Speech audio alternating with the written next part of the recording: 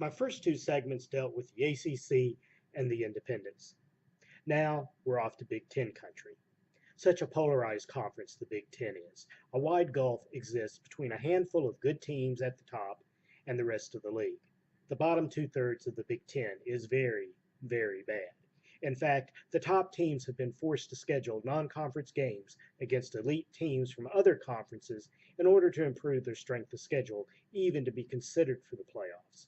This will have a direct bearing on whether Ohio State gets in this year.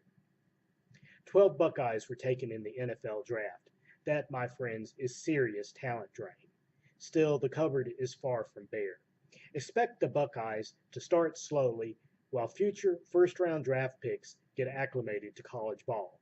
But by the end of the season, Ohio State will probably be vying for a playoff spot. If they manage to survive early speed bumps, then another stellar season is in the offing.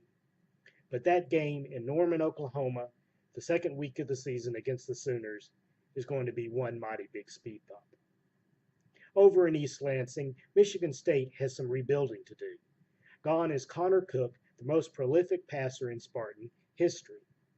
Gone as well is much of the offensive line and the wide receivers.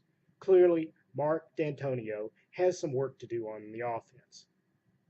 While there may not be many stars on that side of the ball, as a unit, enough collective talent exists to be fairly productive.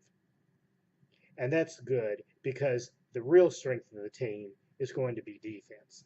Malik McDowell is a monster at tackle, around which all opposing offenses will be forced to plan.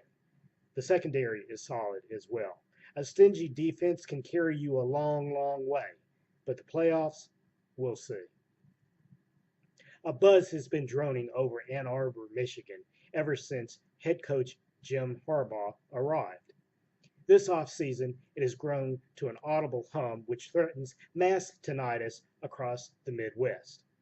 In year one, Harbaugh's accomplishments were significant, but the Wolverines simply couldn't win the big games.